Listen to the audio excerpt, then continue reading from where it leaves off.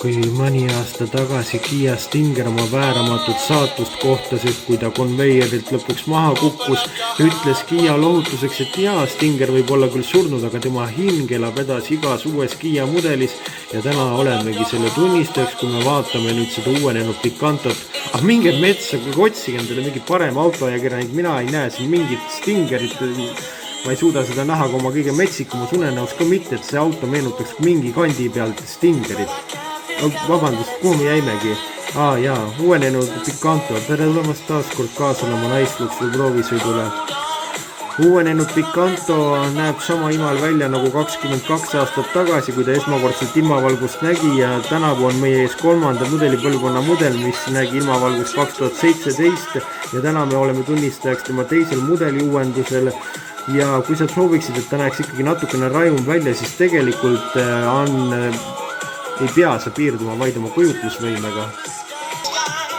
Nimelt paremas varustuses on tal küll sellised justkui Telluridilt või Sorrentolt päritud esitulaternad, vägagi kena LED-tehnoloogia ja isegi võib-olla mingi kandi pealt, mingi nurga detaili pealt võib ta isegi võib-olla natukene mingil ajahetkel natukene ehk mingitel ilmastikutingimustel isegi Stingerit meenutada ja olemas tal tagaosas ka eraldi tulede riba, mis ühendab tulesid ja sellises vägevas GT-Line varustuses on olemas ka pagatase katuseluuk ja samuti 16-olised valuväljad, kuid seda sööda saategi vaid hea raha eest.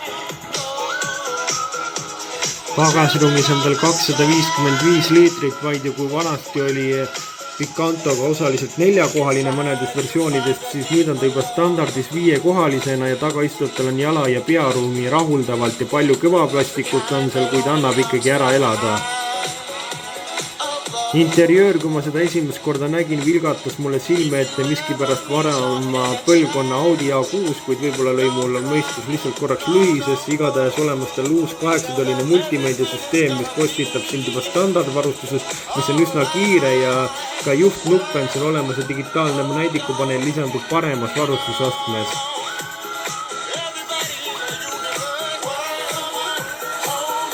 Ja olemas tal Android Auto Apple CarPlay lahendused, aga need ka vaid parimas varustuses ja olemas tal ka vanad head konditsioneeri sellised pöördenupud nagu vanadel headel 20-30 aasta tagustel aegadel, mis võib küll tunduda ilmatult vanamoodne, kuid samas on see palju lihtsam kui mingis internetis surfata, et neid leida.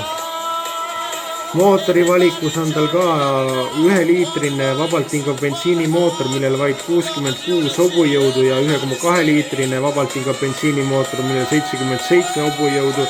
Hinnad algavad tal 18 000 eurost, mis on ikkagi üsna palju ja eks sai teda omajagu röstitud ka ja ma ei võta ühtegi sõna tagasi, nii kaua kuni Picanto ei lähe ja oma hinda 10 000 euro võrra ei langeta ja siis on ta tõesti kvaliteedi hinnasuhed on täiesti paigas.